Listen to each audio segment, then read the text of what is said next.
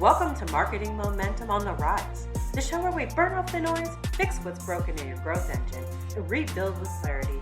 I'm Sterling Phoenix, and if your funnel's stalled, your message is ghosting your buyers, or your team can't agree on what's actually working, this is the clarity pass you didn't know you needed.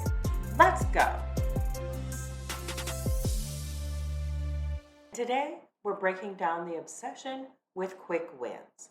The little hacks, the short-term spikes, those one-off campaigns that look great in a slide deck but quietly cost you credibility, capacity, and long-term growth. Because if you've ever wondered why you're always busy but never scaling, this is the real reason. You're chasing dopamine instead of building momentum. You're optimizing for the next slide deck instead of building sustainable traction. If you're collecting wins that evaporate instead of systems that compound, this episode's for you. And if every quarter you start over, same energy, same effort, but you're not actually moving forward, today we're fixing that. Let's go. Before we break down what quick wins cost you, let me acknowledge something. I understand the appeal. Quick wins, they feel good. They're visible, they're fast. You can point to them and say, hey, we did something. And in quarterly review meetings, when someone asks, what did marketing accomplish? It's way easier to say, we ran this campaign and we got 500 leads. Then we're building foundational systems that will compound over time. The first answer feels like progress and people are excited. The second feels like excuse making. But here's what nobody tells you. That first answer is why you're stuck. Here's the pattern I see constantly. Quarter 1, we're launching this campaign. Should drive a nice spike in leads. Quarter 2, that campaign fizzled after 3 weeks, but we're testing this new channel. Should give us quick traction. Quarter 3, oh, that channel didn't work out, but we're implementing this tool. Should automate some quick wins.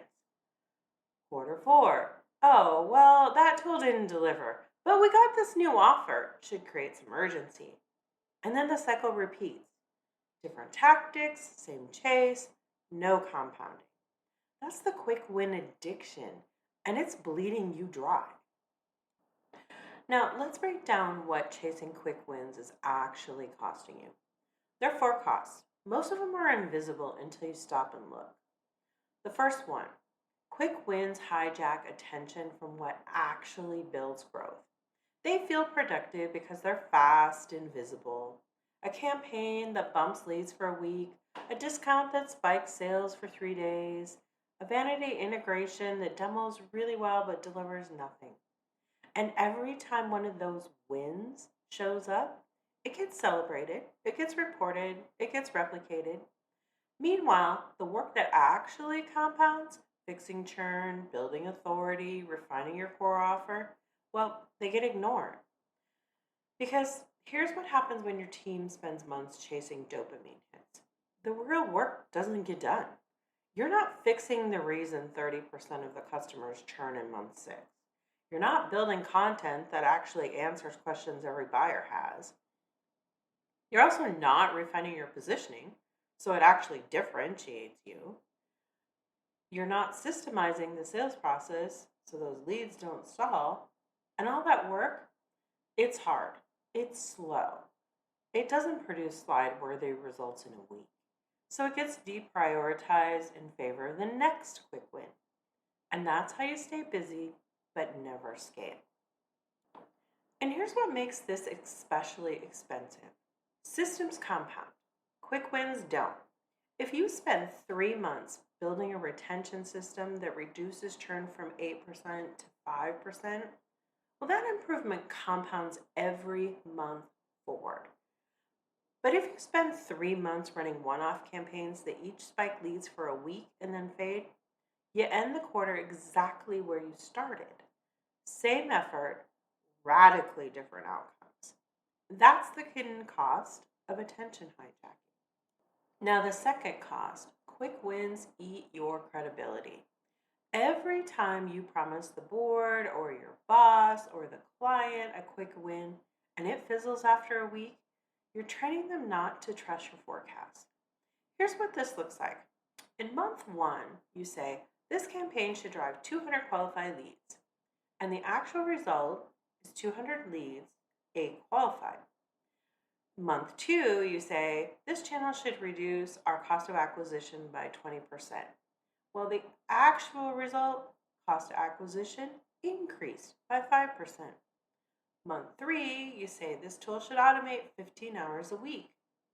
Actual result, it added 3 hours of new work by managing the tool. And each time, you lost a little credibility. And each time, leadership trusts your projections a little bit less. And here's what this costs you long term. Leaders don't get promoted for running stunts. They get promoted for engineering sustainable traction. So when promotion discussions happen, the question isn't, did they try a lot of things? It's, did they build systems that actually scale? And if your track record is a series of quick wins that didn't compound, you don't look like someone ready for strategic leadership. You look like someone who's great at tactics but can't build infrastructure. Now, recruiters smell this too, not just leadership.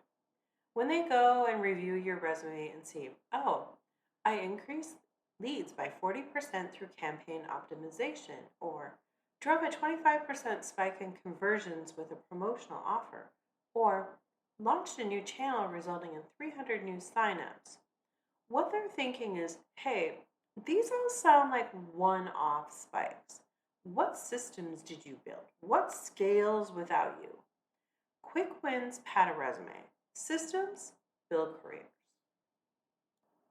The third cost is that quick wins burn team capacity. Teams love momentum, but constant pivots to chase wins creates fatigue and confusion. Here's what this pattern looks like. January, we're going all in on TikTok. This is our growth channel. The team learns TikTok, builds content, starts to get traction. March comes along. TikTok isn't moving fast enough. We're pivoting to cold email. This is the play. So the team shifts, TikTok momentum dies, cold email learning curve begins. Then here comes May. Cold email deliverability is tough. We're implementing ABM Lite. This is totally going to work. The team pivots again. None of the previous work compounds. And the result, instead of depth, they get whiplash. And instead of mastery, they get mediocrity. And here's what this costs. Learning curves don't compound when you keep switching. Every pivot means starting over. New tools, new processes, new learning. Your team never gets good at anything because they're constantly being redirected to the next thing. And frankly, that's exhausting.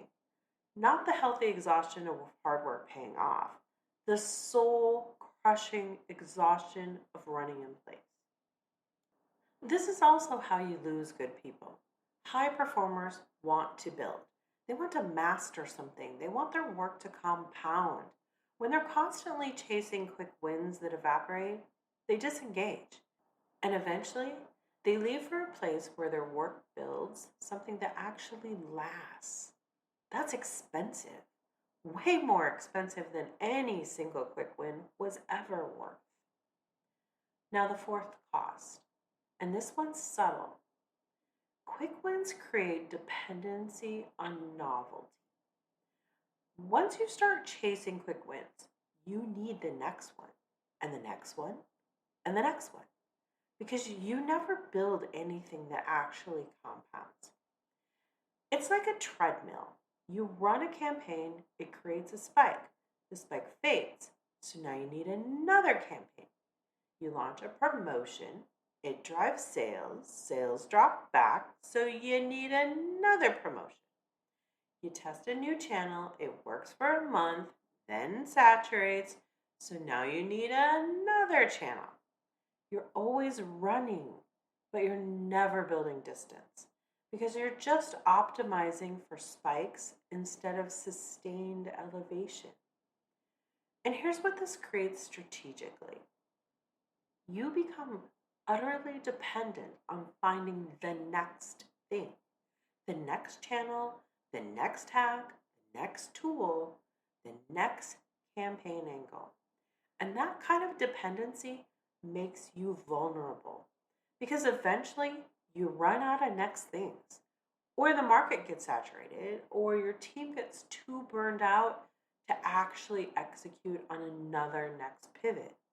And when that happens, growth stalls because you never build the foundation that sustains growth without constant novelty. Now, before we talk about what to build instead, let's talk about why this pattern is so seductive. Because understanding the psychology is what actually will help you break this cycle. Now, the first reason is quarterly pressure. Most companies operate on quarterly cycles: board meetings, performance reviews, forecasts. And that creates pressure to show results now, not in 6 months, not in a year, this quarter. So when someone says, this will take 9 months to compound, but it will transform our growth, well, that's a hard sell. But this will spike leads in 3 weeks.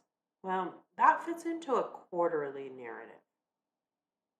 The problem is, sustainable growth doesn't fit nice and neatly into quarterly timelines. Building authority takes time. Fixing retention, it takes time. Building distribution channels, take time. Refining your product market fit takes time. But quarters don't care about time. They only care about numbers this quarter. So leaders will optimize for what can be measured in 90 days instead of what actually creates compounding value. Now let's take a look at the second reason: dopamine loops. Quick wins feel good. They create immediate feedback, visible results. Our brains are wired to seek that kind of feedback. Long-term system building, the feedback is delayed. You're going to work for months before you see compounding results. Quick wins, feedback is immediate, and immediate feedback is addictive. That's why it's so hard to stop. Even when you know that quick wins don't compound, they feel productive in the moment. And feeling productive is so seductive, even when it's not actually moving you forward. The third reason is that most leaders weren't trained in systems thinking. They were trained in execution, in tactics, in campaigns. So when they think about growth, they think, oh, well, what campaign should we run? Not what system should we build? And that framing determines everything. All right, we've diagnosed the problem and the psychology. Now let's talk about what to build instead. Because the alternative to quick wins isn't slow death, it's momentum systems. Systems that create compounding results. They get stronger over time, that don't require constant novelty to sustain, that don't burn your team out. So, the first system, you need to build repeatable plays instead of one-off campaigns. A one-off campaign, you just run it once, it works or it doesn't, then you move on to the next thing. But a repeatable play, you design it once, test it, refine it, then run it systematically, monthly, quarterly, or whatever cadence actually makes sense. A one-off, we're running a webinar this month on topic X. The repeatable play, we run a monthly webinar series. We've identified 5 topics that convert best. We systemize promotion, follow-up, and conversion. Every month, we run the playbook, track what improves, and optimize. See the difference? The first is just a campaign. The second is a system. The first produces one result. The second compounds every month. Now, the second system. Build offers with urgency baked in instead of relying on discounts. Discounts are the ultimate quick win trap. They spike sales immediately, but they train customers to wait for the next discount. And they erode our margins. Plus, they don't build lasting urgency. They just build discount dependency. We've seen this destroy companies. Great examples? Take a look at JCPenney. It was the ultimate downfall of the company.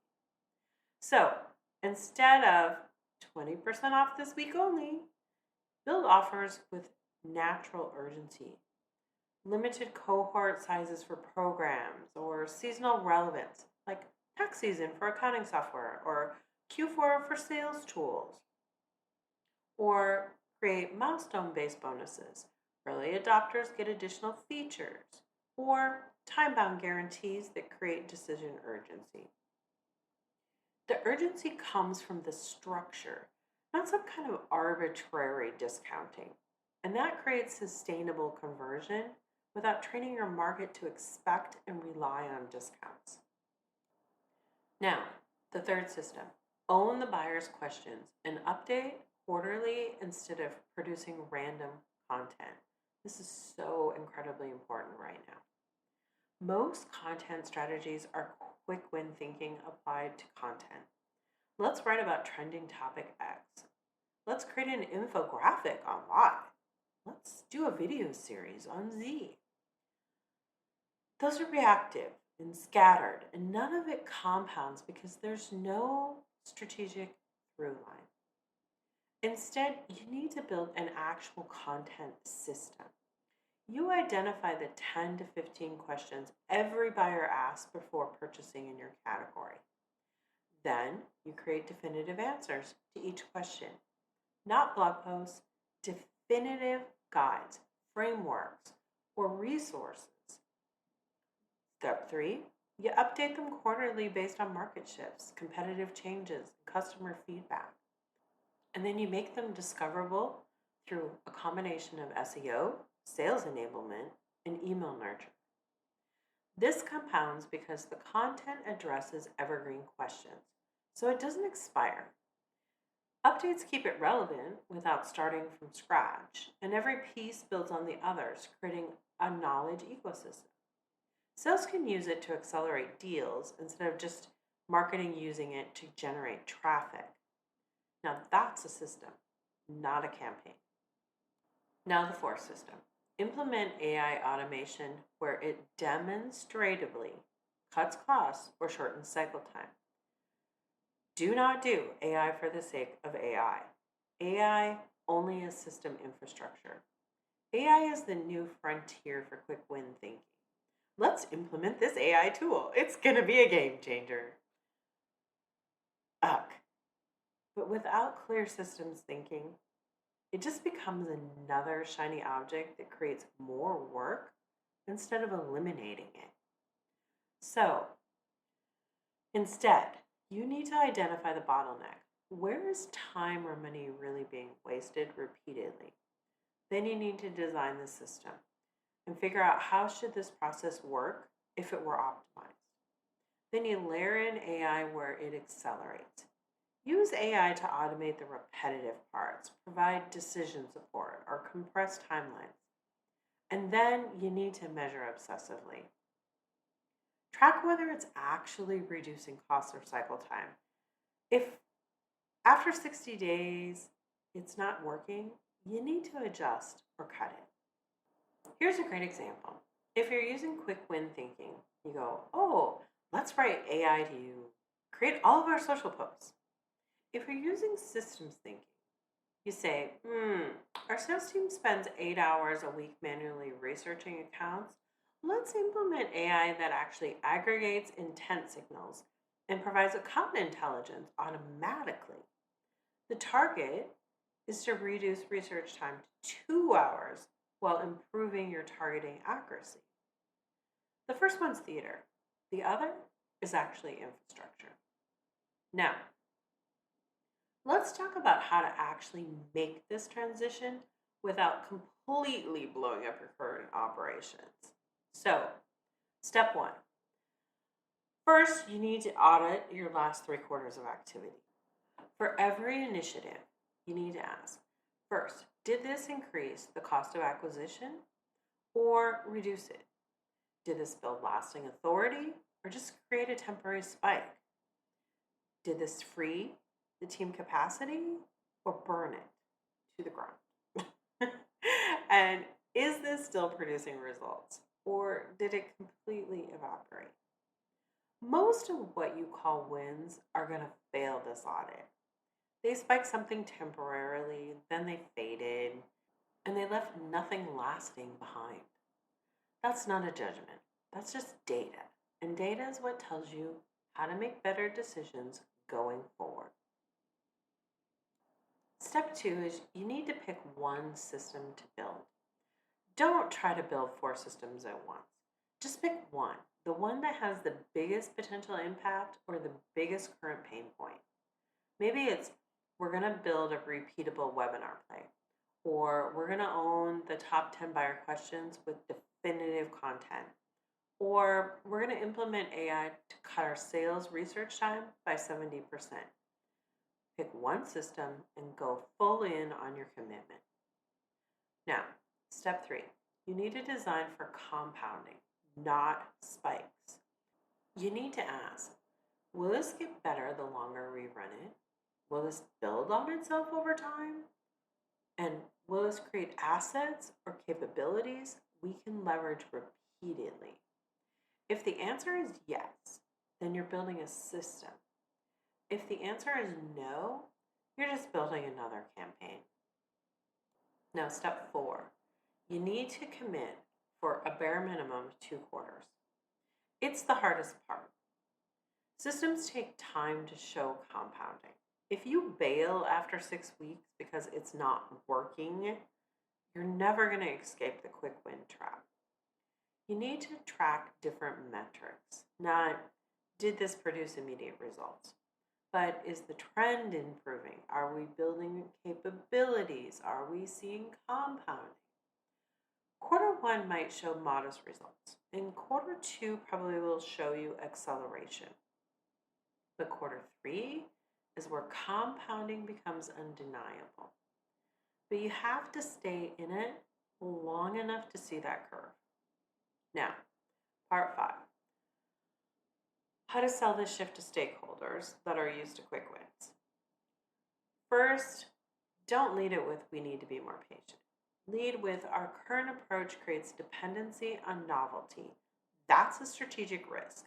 If we hit a quarter where we can't find the next quick win, growth stalls completely. Building systems reduces that risk by creating sustainability, compounding growth that doesn't require constant novelty. Now, use math to illustrate compounding. So you say, if we run campaigns that spike results 20% for 1 month and then fade, we end the year roughly where we started. But if we build a system that improves 3% per month and compounds, then we end the year up 43%. Same effort, radically different outcomes. Now, if your stakeholders are skeptical, you propose a pilot. You say, let's run one system building initiative alongside our quick win tactics for 2 quarters. Then compare ROI. You're not asking them to abandon everything. You're asking to test a different approach. That's a lot easier to get buy-in for. Now, let's bring this full circle and review. First, the 4 costs of quick wins. Number 1, they hijack attention from work that compounds. Number 2, they eat credibility every time they fade. Number 3, they burn team capacity through constant pivoting. And number 4, they create dependency on novelty instead of systems.